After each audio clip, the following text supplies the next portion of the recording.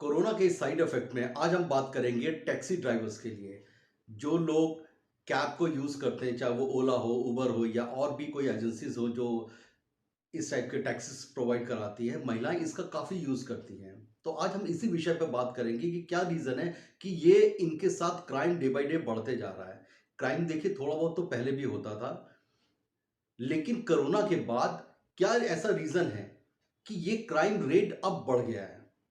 बहुत ऐसे केसेस हैं कि जो हमारी नज़रों में आ ही नहीं पाते हैं या मीडिया तक पहुंच ही नहीं पाते हैं, जिसको हम जानते ही नहीं हैं। नमस्कार दोस्तों, मैं विजय श्रीवास्तव अपने यूट्यूब चैनल सच में आप सभी का हार्दिक स्वागत करता हूं। अगर आपने अभी तक मेरा यूट्यूब चैनल सब्सक्राइब नहीं करा है तो प्लीज़ इसको सब्सक्राइब करिए और बेल आइकन को प्रेस करिए, जिससे मेरे न्यू वीडियोस आपको तुरंत मिल सके। अगर आपका कोई सजेशन है तो प्लीज़ कमेंट्स बॉक्स में जाइए और अपने सजेशंस मुझको दीजिए। हम बात कर रहे हैं आज ओला के और उबर के बारे में। आपको पता होगा कि कोरोना के टाइम में लोगों के पास डे बाय डे जो था जॉब कम होती चली गई। कम होने की वजह से लोग बेरोजगार हो गए। अब बेरोजगार जो लोग हो गए, जो लोग उबर और ओला को यूज़ करते थे, आज की डेट में वो ओला उबर को अब यूज़ ही नहीं कर पाते। क्योंकि जब आपके पास पैसा होगा तब आप जाके ओला उबर या किसी और टैक्सी को हायर करेंगे, लेकिन लोगों के पास डे बाय डे अब इतना पैसा नहीं है कि वो ओला उबर को यूज़ करें, तो उनकी आमदनी डे बाय डे कम होती चली गई। जो लोग 20,000 25,000 महीने का कमाते थे, आज वो 5,000 10,000 भी कमाने की पोजीशन पे नहीं है। लेकिन हम थोड़ा सा प्रिकॉशन रख के इन सब चीज़ों से बच सकते हैं। आज हम महिलाओं को अपने घर से बाहर जाने की आज़ादी है। हर चीज़ में उनको आगे बढ़ने के लिए या नौकरी के लिए आप बात करें तो नौकरी बाहर ऑफ़िसेज़ के अंदर महिलाएँ नौकरी कर रही हैं। लेट आवर्स में नौकरी करती हैं। आप नोएडा चले जाइए, चाहे कॉल सेंटर्स हो गए या बड़े-बड़े ऐसे एमएनसीज़ कंपनी हैं जो नाइट शिफ्ट में भी लेडीज़ काम करती हैं। इन लोग ओला का बहुत यूज़ करते हैं, उबर का बहुत यूज़ करते हैं।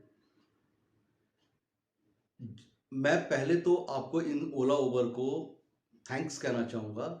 मैं काफ़ी ओला उबर के उसमें बैठता हूँ कभी-कभार और उन लोग से जब मैं बात करता हूँ टैक्सी वालों से, तो मुझे कोई बीटेक दिखता है, कोई एमबीए लड़का दिखता है, मैं उनसे पूछता हूँ कि आपने बीटेक एमबीए करा, उसके बाद आप टैक्सी क्यों चला रहे हैं?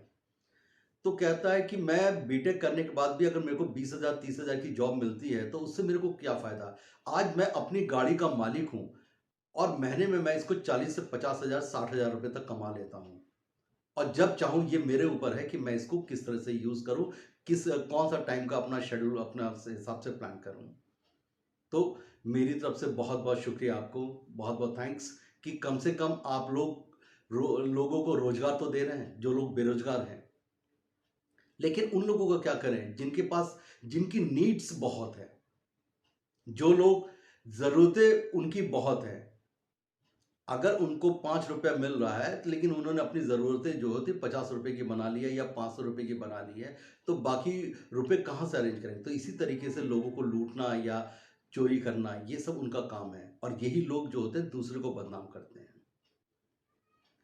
महिलाएँ अक्सर आपने देखा होगा कि रात के लेट आवर्स में अगर उनको एयरपोर्ट जाना है, तो वो ओला को बुक कराती हैं और इमीडिएट ओला उनके घर के सामने आ जाता है। लेकिन मैक्सिमम ऐसा हो जाता है कि कभी-कभी ओला वाला जो होता है, जो आपने बुक करा है, उसमें जो फ़ोटो दिख रहा है और जो ड्राइवर का फ़ोटो होता है, वो मैच ही नहीं करता। लेडीज़ उसका ध्यान नहीं रखती हैं।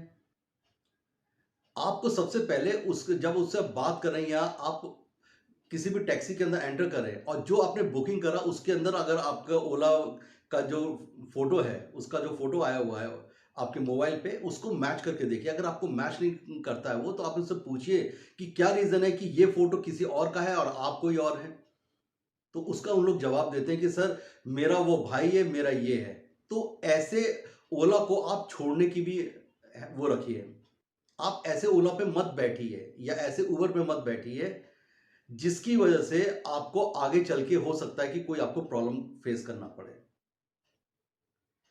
काफ़ी महिलाएँ होती हैं या जेंट्स ऐसे हैं जो 2-2 4-4 लोग मिल के ओला उबर का यूज़ करते हैं।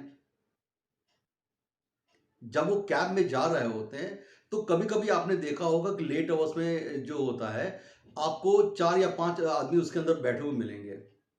आप भी उसके अंदर बैठ जाते हैं क्योंकि आपको कम पैसा देना पड़ता है और ज़ाहिर-सी बात है कि इस समय लोगों को एक-एक रुपए की जो मोहताज है लोग या उनके पास जो सैलरी है वही कम हो गई है, तो रुपए की अहमियत तो अब आपको समझ में आ रही है। अलर्ट हो जाएँ, चाहे वो महिला हो, चाहे पुरुष हो, दोनों के लिए है ये।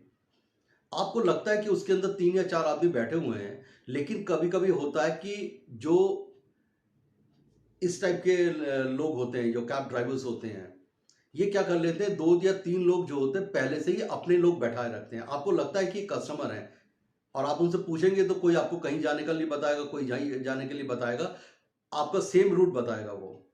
लेकिन आपको एकांत में जगह पे ले जाके ये लोग आपके साथ लूट-पाट करते हैं। कोई आपको पिस्टल दिखाएगा, जितना सब कुछ है आपसे लूट के आपको वहाँ से छोड़ देगा।